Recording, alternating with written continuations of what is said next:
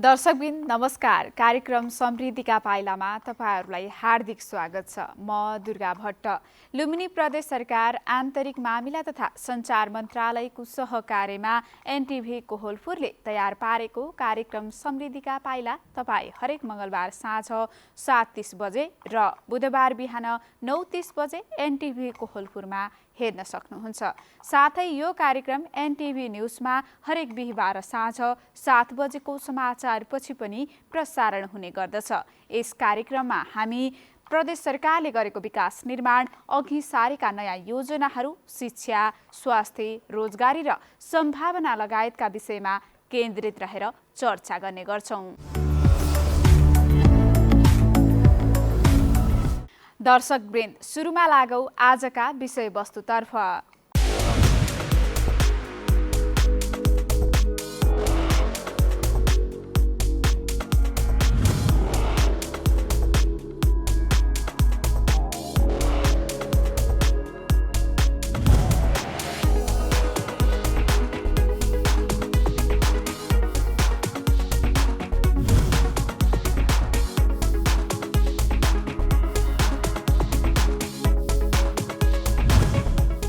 लुम्बिनी प्रदेशका मुख्यमन्त्री कुलप्रसाद केसीले प्रदेशको स्थायी राजधानी निर्माणको लागि जग्गा अधिग्रहण र गुरु योजनाको काम 1 महिनाभित्र सम्पन्न गर्न सम्बन्धित पक्षलाई निर्देशन दिनुभएको छ।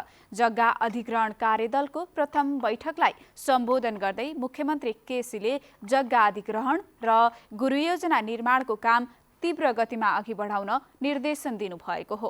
बैठकमा बोल्दै मुख्यमन्त्री केसीले पहिलो चरणमा राप्ती गाउँपालिका, गढवा गाउँपालिका र अर्घाखाँचीको सिद्धगङ्गा नगरपालिकालाई पहिलो घेरा बनाएर काम गर्ने र दोस्रो चरणमा लमही नगरपालिका, कपिलवस्तुको शिवराज नगरपालिका र प्युठानको सरुमा रानी गाउँपालिकालाई समेटेर काम अघि बढाउने बताउनुभयो। ल्यान्ड पुलिङको निम्ति हामीले कार्यविधि बनाउनु थियो। प्रदेश सरकारको मुख्य न्यायाधिवक्ताको नेतृत्वमा कार्यदल पनि बनाएका छौँ। त्यसले हाम्रो कार्यदलले चाहिँ कार्यविधि निर्माण गर्छ। कार्यविधि र ल्यान्ड पुलिङ कसरी गर्छौँ भन्ने कुरा र मास्टर प्लान सार्वजनिक गरिसकेपछि अन्य प्राइभेट क्षेत्रहरू, निजी क्षेत्रहरूलाई आफ्नो कार्य सम्पादन गर्न सजिलो हुन्छ। त्यसपछि प्रदेश सभाको समस्यालाई अरू थप त्यसका भौतिक संरचनाहरू निर्माण गर्ने कार्यलाई अगाडि बढाउँछौँ। कानुन, महिला तथा बालबालिका मन्त्री रमा घरती मगरले मुख्य न्यायाधिवक्ता श्रीकृष्ण सुवेदी संयोजक रहेको 5 सदस्यीय कार्यदलले जग्गा अधिग्रहणको काम गरिरहेको भन्दै कानुनी बाधा अवरोध भए सहजीकरण गरेर काम छिटो गर्न निर्देशन दिनुभएको छ। मुलुक संघीय संरचनामा गइसकेपछिको 4 वर्षको अवधिमा भएका कानुन निर्माणको अभ्यास र समस्याका बारे लुम्बिनी प्रदेश सरकारले स्थानीय सरकारसँग छलफल गरेको छ। 3वटै तहका सरकारका कामलाई प्रभावकारी बनाउने आधार कानुन भएको र त्यस्ता कानुन निर्माणमा परेका समस्या पहिचान गरी जनअपेक्षा अनुसारको काम गर्ने वातावरण तयार पार्न यस्तो अन्तर्क्रिया गरिएको हो। स्थानीय सरकारका प्रमुख तथा उपप्रमुखहरूले अझै पनि माथिल्ला तहका सरकारले स्थानीय सरकारलाई सरकारका रूपमा नभई स्थानीय निकायका रूपमा व्यवहार गर्ने गरेको गुनासो गरेका छन्। हाम्रा दाङ संवाददाता सन्तोष सुवेदीले पठाएको यो सामग्री। समृद्ध लुम्बिनी आत्मनिर्भर प्रदेश नारालाई सार्थक बनाउन संहितामा कानुन निर्माणको अभ्यास र समस्याका विषयमा प्रदेश सरकार र स्थानीय तहहरूबीच दाङको घोराइमा छलफल भएको छ। लुम्बिनी प्रदेशका 12वटै जिल्लाका पालिकाका प्रमुख र उपप्रमुख सहभागी कार्यक्रममा स्थानीय तहले हालसम्म कानुन निर्माण, सेवा प्रवाह, विकास निर्माण, वित्तीय व्यवस्थापन लगायतका बारेमा गरेका अभ्यास र भोगेका चुनौती तथा समाधानका बारेमा छलफल गरिएको हो। 12 जिल्लालाई विभिन्न 6वटा समूहमा विभाजन गरी सामूहिक छलफलबाट बुदागत रूपमा समस्या, उपलब्धि र समाधानका उपाय पहिल्याइएको छ। स्थानीय सरकारसँगको छलफलबाट आएका विषयमा प्रदेशमा, प्रदेश परिषदमा र संघीय सरकारसँग पनि छलफल गरी समस्या समाधानमा सहजीकरण गरिने लुम्बिनी प्रदेशका मुख्यमन्त्री कुलप्रसाद केसीले बताउनुभयो। आज हामीले 4वटा विषयमा यहाँसँग अन्तर्क्रिया गर्छौँ। यो 4वटा विषयको अन्तर्क्रियाको सस्टेसन समग्र प्रदेशमा फेरि अर्को अन्तर्क्रिया गर्छौँ। गरिसकेपछि किनकि हाम्रो कार्यकाल यहाँ हामीभन्दा 1 वर्ष हजुरहरू जेठो सङ्गठनको रूपबाट कार्यपालिकाको रूपबाट नेतृत्व गर्नुभएको छ। यो कार्यकालको उत्तरार्धमा आइरहेको बेलामा आफ्नो क्षेत्रका समुदायलाई एउटा 4-5 वर्षीय उपलब्धिहरूसहित हामीले गरेका अहिले फाउन्डर कार्यपालिका भएको हैसियतले के दिन सक्यो भन्ने तपाईँहरूसँग राजनीतिक एउटा सामाजिक मनोविज्ञान बनाएरै सभ्यतालाई मजबुत बनाउनु पर्ने जिम्मेवारी नै छ। यो बिचमा फेरि अर्को प्रक्रियामा जाने सुरु गर्ने 2वटा सोचेका छन् स्थानीय तहसँग कि हामीले आज तपाईँहरूको सुझाव दिनुपर्ने आउँछ 4वटा क्षेत्रमा। त्यसपछि हामीले यो युद्धभित्रमै यही 84 भित्रमै एउटा चाहिँ प्रदेश परिषदको बैठक गरेर एउटा सन्देश लुम्बिनीवासीलाई दिने गरेर हामी सोचेका छौँ र आज हामीले एउटा फिडब्याक र इन्ट्रेक्सन मूलक होस् भनेर 4वटा स्लाइडमा हामीले चाहिँ केन्द्रित गरेका छौँ। कार्यक्रममा सहभागी स्थानीय सरकारका प्रमुख तथा उपप्रमुखहरूले सामूहिक छलफलबाट कानुन निर्माणका विषयमा 3 तहका सरकारबीच सुमधुर सम्बन्ध स्थापित हुन नसक्दा स्थानीय सरकारले आफ्नो काममा जनअपेक्षा अनुरूपको गति लिन नसकेको निष्कर्ष निकालेको बताउनुभयो। 3 तहका सरकार भनिए पनि सङ्घीय सरकारले कानुन निर्माणमा ध्यान नदिँदा प्रदेश र स्थानीय सरकार त्यसको मारमा परेको पालिकाका प्रमुखहरूको भनाइ छ। यस्तै उहाँहरूले स्थानीय तहमा अझै पनि विषय विज्ञको अभाव रहेको, जनशक्ति अभाव हुँदा कार्य सम्पादनमा कठिनाई भएको, कानुन निर्माण सम्बन्धमा सङ्घ प्रदेशबाट आवश्यक सहयोग समन्वय र सहजीकरण नहुँदा जटिलता थपिएको, स्थानीय तहमा कानुन निर्माणमा जागरुकता र चासो कम देखिएको तथा केही विषयमा साझा अधिकार नदिएर सङ्घ सरकारले हस्तक्षेपकारी भूमिका खेलेको बताउनुभयो। अब हामीलाई सङ्घीय सरकारले निर्णय अनुसूची 9 को कुरामा उहाँलाई आवश्यकै छैन, हामीलाई आवश्यकै छ। कार्यकाल जान लागिसक्यो होइन, हामीसँग साझा सूचीका कुरालाई किन दिइयो? जुन सरकारको मुख्य सचिव केन्द्रीय सरकारमा मुख्य सचिव हुनुहुन्छ, प्रधानमन्त्रीप्रति उत्तरदायी हुन्छ, यहाँ प्रदेश सरकारमा सचिव हुनुहुन्छ, मुख्यमन्त्रीप्रति उत्तरदायी हुन्छ। तर विद्यमान 753 स्थानीय तहको मुख्य सचिव भनौँ प्रशासनिक अधिकारी केन्द्रलाई पठाइएको छ। उहाँ स्थानीय सरकारको प्रति होइन कि केन्द्रीय सरकारको उत्तरदायी छ। अनि कसरी यही कुराहरूको समस्या छ। व्यवस्था गरिनुपर्दछ भन्ने छ। अर्को प्रदेशले बजेट विनियोजन गर्दा स्थानीय सरकारसँग समन्वय गरिनुपर्दछ। अध्यक्षले कुरा गर्नुभएको थियो, कसैले फोन गरेको आधारमा त्यहाँ बजेट परेको छ, तर त्यो बजेट परेको कुरा सम्बन्धित पालिकालाई अध्यक्षलाई पनि थाहा छैन अथवा मेयरलाई थाहा छैन या त्यहाँको प्रशासकीय अधिकारीलाई थाहा छैन। त्यस्तो अवस्था छ। कतिपय कुराहरू बजेट विनियोजन भएको कुरा स्थानीय सरकारलाई थाहै नभएर कार्यान्वयन भएर पनि जान्छ। यस्तो अवस्था हुँदैन भन्ने कुरा पनि त्यहाँ आएको थियो। सङ्घीय सरकारमा जाने हाम्रो जनप्रतिनिधिहरू मन्त्रालयको मन्त्रीज्यूहरूले म सबै मन्त्री हुन्छु, त्यसैले अधिकार चाहिँ 10वटा भागमा दिनु पर्यो, यो चाहिँ प्रदेश र स्थानीय तहलाई दिनुहुँदैन भन्ने कन्फ्लिक्ट भएको छ। बढी पनि प्रजातान्त्रिक सङ्घीय अनुसार छैन। कार्यक्रममा अर्थ मन्त्रालयका सहसचिव बाबुराम सुवेदीले संविधानले निर्दिष्ट गरेका सङ्घीय कानुनलाई कार्यान्वयनका लागि मध्यस्थता खेल्न स्थानीय तहलाई आग्रह गर्नुभयो। केही समस्याहरू छन् भने सिरियसली सुनेर आउनु होला र अल्टिमेटली संविधानले व्यवस्था गरे अनुसार अधिकार जुन तहमा जानुपर्ने हो त्यही तहमा पुग्छन् र कतिपय सन्दर्भमा सङ्घीय विभागहरूमा कार्यक्रम हस्तान्तरण गर्न नचाहने प्रवृत्तिहरू छन् भने त्यसलाई चाहिँ हामी त्यसलाई सम्बोधन गरेर जसको अधिकार क्षेत्रहरू त्यहाँ पुर्याउनको लागि मैले प्रयास गर्छु। लुम्बिनी प्रदेशको मुख्यमन्त्री कार्यालयका निमित्त प्रमुख सचिव कुमार प्रसाद दाहालले सुशासन, सार्वजनिक खरिद प्रक्रिया, स्रोत व्यवस्थापन, भूस्वामित्वको वैज्ञानिक उपयोग लगायतमा गम्भीर बन्न र सेवा सन्तुष्टि सर्वेक्षण अनिवार्य गर्न स्थानीय सरकारलाई आग्रह गर्नुभयो। एउटै मात्रै कुरा हामीले पालना गर्नु भने हाम्रो सुशासन कायम हुन्छ। अहिले म मुख्य गरेको कानुन निर्माण सुशासनको विषयमा म 2-4 कुराहरू राखेर यहाँ बताउँछु।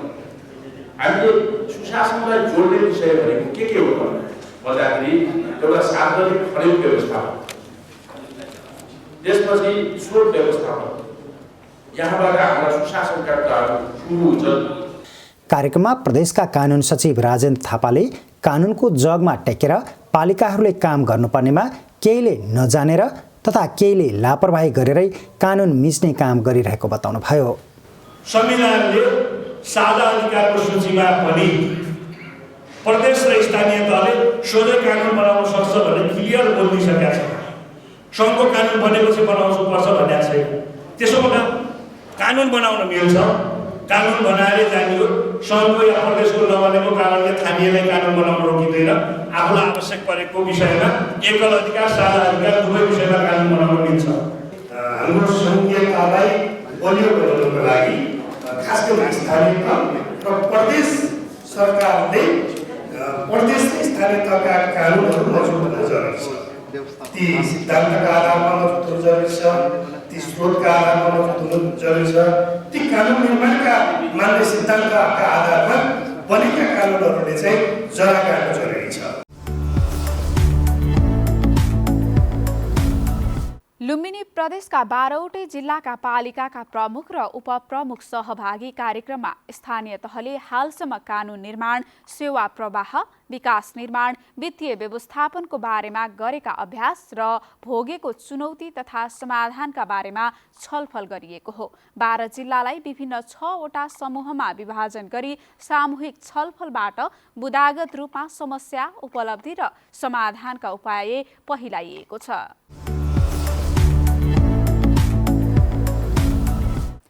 लैङ्गिक हिंसा अन्त्य गर्ने उद्देश्यले लुम्बिनी प्रदेश सरकारले लैङ्गिक समानता नीति तयार पारेको छ। लैङ्गिक न्याय र समानतामा आधारित समतामूलक र समावेशी लुम्बिनी प्रदेश बनाउने सोचका साथ नयाँ नीति तयार गरिएको हो। हाम्रा रूपन्देही संवाददाता केशव भण्डारीले लैङ्गिक समानता नीतिका विषयमा समेटेर यो सामग्री पठाएका छन्।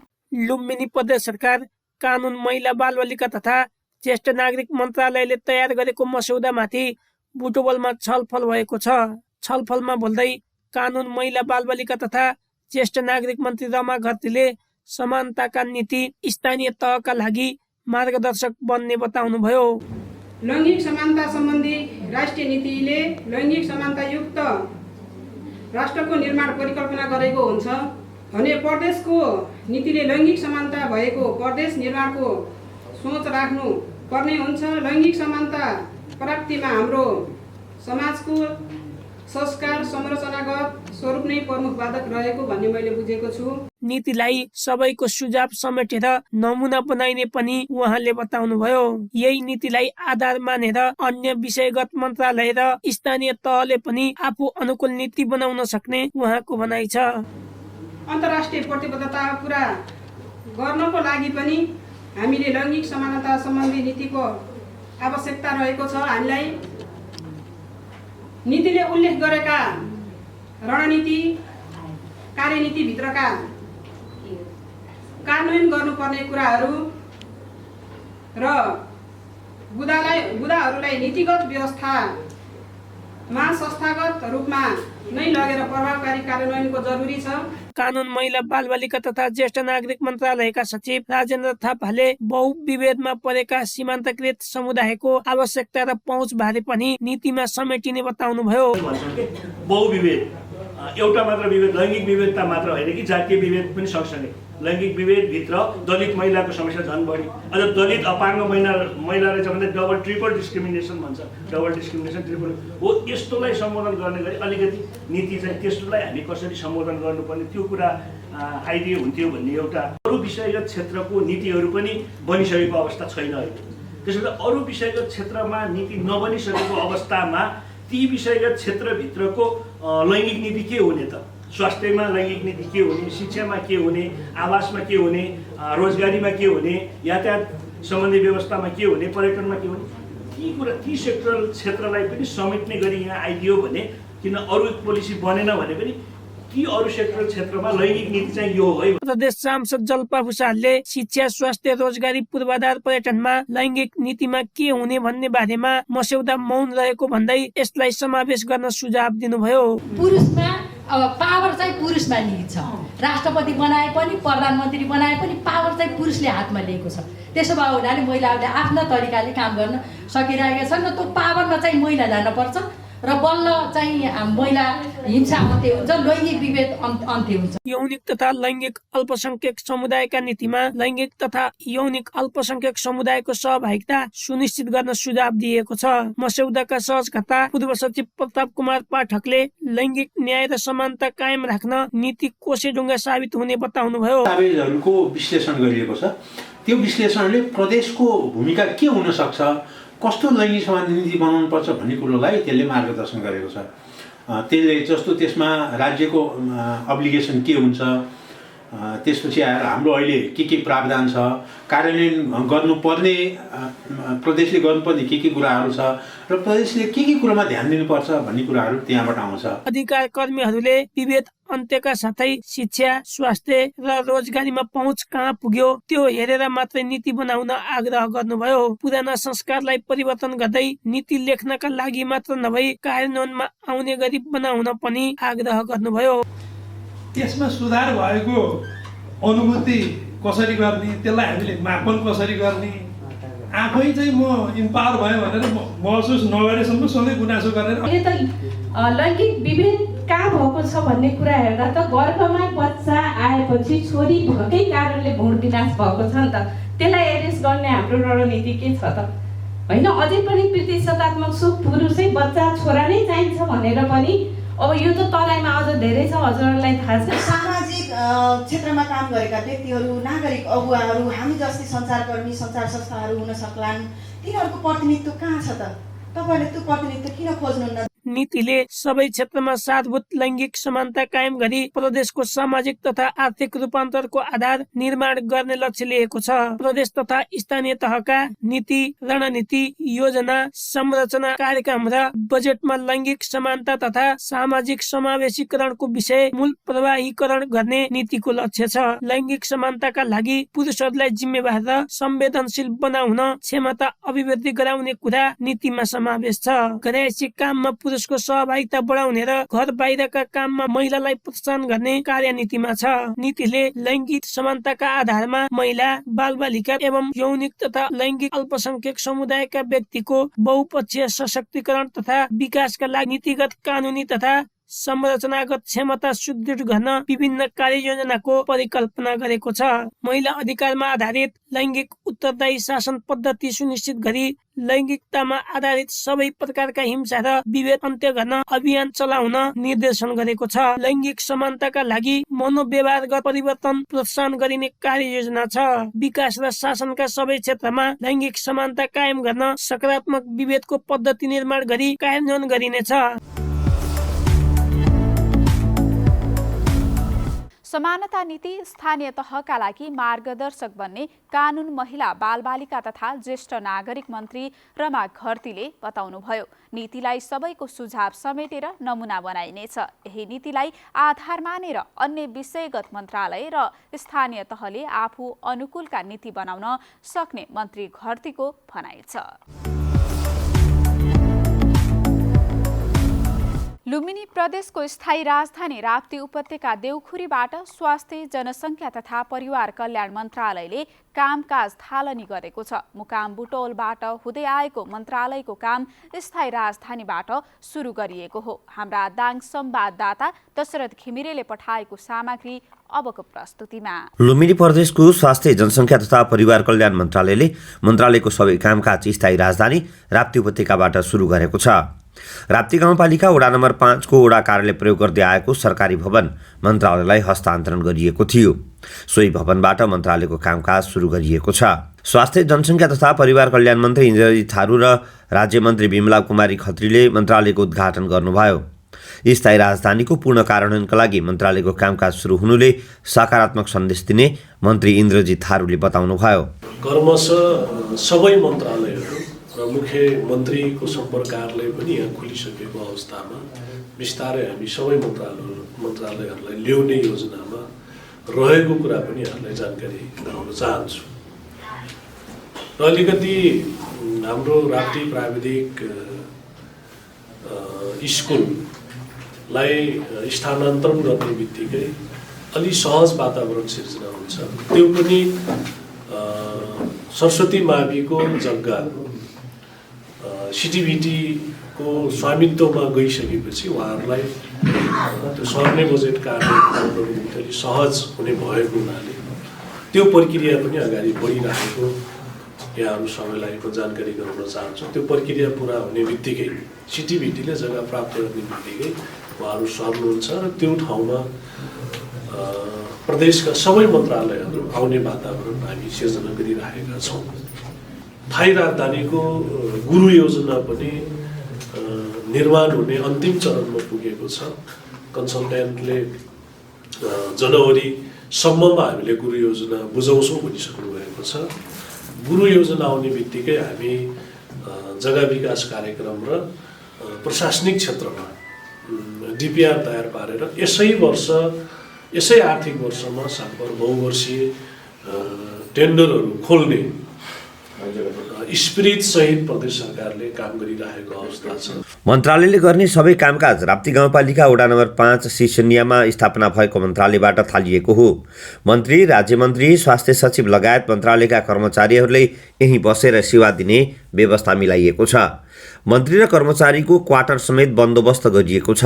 मन्त्रालयको सबै कामकाज राप्ती उपत्यका देउखरीमा स्थापना भएको मन्त्रालयबाट हुने मन्त्रालयका सचिव डाक्टर विकास देवकोटाले बताउनुभयो। प्रदेश सरकारले यहाँ हाम्रो राप्ती उपत्यकालाई थाई राजधानी घोषणा गरेपछि हालसम्म 2वटा मन्त्रालय आउने जमर्को गर्यो। पहिलो ग्रामीण, दोस्रो चाहिँ यो स्वास्थ्य जनसङ्ख्या तथा परिवार कल्याण मन्त्रालय। त्यसैको सिलसिलामा आज हामी चाहिँ थाई रूपमा उताबाट यता चाहिँ बसाइसराई भएर आएका छौँ। यहाँको यो न्यानो सहयोगको लागि धेरै धन्यवाद छ। अब यो देशको विकास सँगसँगै हामी चाहिँ विभिन्न यो पेरिफेरीमा पनि विकास गर्ने उद्देश्यले तपाईँहरूलाई थाहै छ राजधानीहरू विभिन्न क्षेत्रमा तोकिएका छन्। त्यो हिसाबले यो चाहिँ अहिले के भन्छ एक हिसाबले चाहिँ बाँझो भनौँ, एक हिसाबले चाहिँ भर्खर कलिलो हाम्रो चाहिँ यो क्षेत्रमा हामीले धेरै कुरा गर्नु छ राजधानीको लागि। त्यसमा चाहिँ अब प्रमुख प्रशासकीय कुराहरू आउनुपर्ने छ। यो मन्त्रालय चाहिँ खास गरी सेवामूलक मन्त्रालय भएको हुनाले हामीलाई यहाँको सहयोग प्राप्त भयो भने काम गर्न सहज हुन्छ भनेर हामीले ठानेका छौँ। लुम्बिनी प्रदेश सभाको 2077 साल असोज 20 गते बसेको बैठकले प्रदेशको नाम र राजधानी टुङ्गो लगाएको थियो। स्थायी राजधानी तोकिएको 1 वर्षभन्दा बढी समय भइसक्दा पनि पूर्ण कार्यान्वयनमा अझै आउन सकेको छैन। प्रदेशका अन्य मन्त्रालय र मुख्यमन्त्री तथा मन्त्री परिषदको कार्यालय समेत स्थायी राजधानीमा स्थापना हुन बाँकी छ। तर स्वास्थ्य जनसङ्ख्या तथा परिवार कल्याण मन्त्रालय स्थापना भएर राजधानी कार्यान्वयनलाई मद्दत पुग्ने स्थानीय समाजसेवी शान्तराज शर्मा पन्थीले विश्वास व्यक्त गर्नुभयो। आज हाम्रो एउटा खुसीको दिन हो कि हामीलाई राप्ती उपत्यकामा राजधानी तोकेको यत्रो दिन हुँदासम्म मन्त्रालयहरू यहाँ हाम्रो आएको थिएन। आज स्वास्थ्य तथा जनसङ्ख्या मन्त्रालय यहाँ आइदिएकोमा हामी धेरै मन्त्रालयका सम्पूर्ण पदाधिकारी र कर्मचारीदेखि हामी आभारी छौँ। राप्ती गाउँपालिका वडा नम्बर 5 ले आफ्नो भवन मन्त्रालयलाई हस्तान्तरण गरेको छ, जसले गर्दा मन्त्रालय स्थापना गर्न सहज भएको हो। आफ्नो कार्यालय भाडाको घरमा सारेर भए पनि मन्त्रालयको लागि सरकारी भवन उपलब्ध गराएको वडा अध्यक्ष गोवर्धन रावतले बताउनुभयो। यो मन्त्रालय आउन सकेको थिएन, हाम्रो राजधानी घोषणा भइसकेको नि यसको लागि हामीहरूले धेरै पहल पनि गरेका थियौँ र यो मन्त्रालयलाई सरकारी जग्गा चाहिने भएको हुनाले हामीले चाहिँ यस मन्त्रालयलाई चाहिँ हाम्रो वार्ड नम्बर 5 को कार्यालय उपलब्ध गराउने भन्ने हाम्रो सबै तर्फबाट सहयोग र सुझाव आएको हुनाले हामीहरूले यो दिन तयार भएका हौँ र गाउँपालिकाबाट निर्णय गराएर वडा कार्यालयबाट निर्णय गराएर चाहिँ दिन तयार भएका हौँ। मन्त्रालय उद्घाटन कार्यक्रममा राप्ती गाउँपालिकाका अध्यक्ष नुमानन्द सुवेदी, उपाध्यक्ष जगदम्बा कुमारी चौधरी, वडा नम्बर 7 का वडा अध्यक्ष विद्याशरण चौधरी, स्वास्थ्य कार्यालय दाङका प्रमुख अङ्गद बहादुर साई लगायतले शुभकामना मन्तव्य व्यक्त गर्नुभएको थियो। यो लुम्बिनी प्रदेशको राजधानीका भाग्यमानी जनता हो भनेर हामीले सोच्न पर्ने छ। यो हाम्रो देउखरीमा आयो र यहाँ हाम्रो राप्ती उपत्यकामा आयो, राप्ती गाउँपालिकामा आयो र हाम्रो मात्रै होइन, साझा यो चाहिँ 12वटै जिल्लाको साझा संस्था हो। राप्ती गाउँपालिका वार्ड नम्बर 5 मा अवस्थित रहेर कामको सुरुवात आजबाट गर्न थाल्नुभएको छ। अवश्य पनि उहाँको कार्यकाल सफल रहनेछ र राप्तीवासीहरूमा खुसियाली छाउनेछ। कर्मचारीको विषयमा, स्वास्थ्यकर्मीको साथीहरूको विषयमा अहिले हामीले राप्ती गाउँपालिकाको तर्फबाट चाहिँ हामीले आरोग्य स्वास्थ्य सेवा दिनको लागि चाहिँ 52 जना चाहिँ स्वास्थ्यकर्मीहरू हामीले गाउँपालिकाको तर्फबाट करारमा चाहिँ भर्ना गरेर चाहिँ सबै वडामा चाहिँ आम नागरिकलाई स्वास्थ्य क्षेत्रमा पहुँच गराउनको लागि यसो चाहिँ स्वास्थ्यकर्मी भर्ना गरेका छौँ। जिल्लाको स्वास्थ्यको अवस्था हेर्दाखेरि हामीले ठुलो जिल्ला भए पनि पब्लिक हेल्थको एक्टिभिटिजहरू सरल रूपमा सम्पन्न गरेका छौँ। सबै पालिकासँग हाम्रो समन्वय राम्रो भएको छ। पालिकाबाट प्रतिपादन हुने कामहरू सबै राम्रोसँग भइरहेछ। प्रदेश सभाको बैठकबाट राप्ती गाउँपालिका, गढवा गाउँपालिका वडा नम्बर 1, 2 र 3, रेगाकाँचीको सिद्धगङ्गा नगरपालिका वडा नम्बर 8 रङलाई लुम्बिनी प्रदेशको स्थायी राजधानीको रूपमा घोषणा गरिएको थियो। स्वास्थ्य मन्त्रालयले गर्ने सबै काम राप्ती उपत्यका वडा नम्बर 5 सिसनियामा स्थापना भएको मन्त्रालयबाट थालिएको छ। मन्त्री, राज्य मन्त्री, स्वास्थ्य सचिव लगायत मन्त्रालयका कर्मचारीहरूले यही बसेर सेवा दिइने व्यवस्था मिलाइएको छ।